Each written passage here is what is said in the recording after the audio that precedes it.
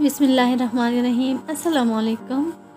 उम्मीद लरम چې تاسو ټول به روغ جوړ او د ژوند په مزو کې به یې. د یوې بلې جینۍ ډیره خرابه ویډیو راغله. دوستانو نن سبا داسې دور راغلی چې مونږ بیا هم د ګرانۍ خبرې کوو چې په مونږ ګراني راغلی، خو دا سوچ بالکل نه کوو چې زمونږ عملونه کم قسم دي.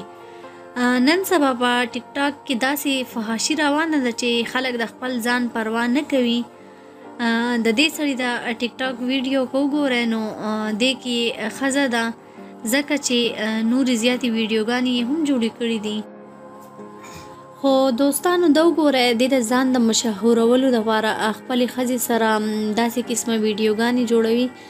زه خو د دې ویډیو په کتلو ډیره زیاته خفه شوم چې پښتانه ولې پښتو پرېږدي او دومره بې غیرته کېږي چې اوس د خپلو ښځو سره داسې قسمه ویډیوګانې جوړوي او هغه هم د یوټیوب د یو لایک دپاره او یا د یوټیوب اپلوډ کول ته د یو ویوز دپاره دوی داسې قسمه کارونه کوي.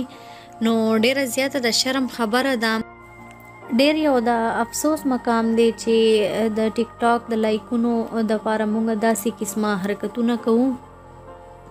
دوستانو خدای ته وګورئ، تاسو به خدای ته څه جواب ورکوئ؟ تاسو دې بې غیرته انسان باره کې څه ویل غواړئ؟ مونږ سره په کمنټس کې ضرور شریک کړئ.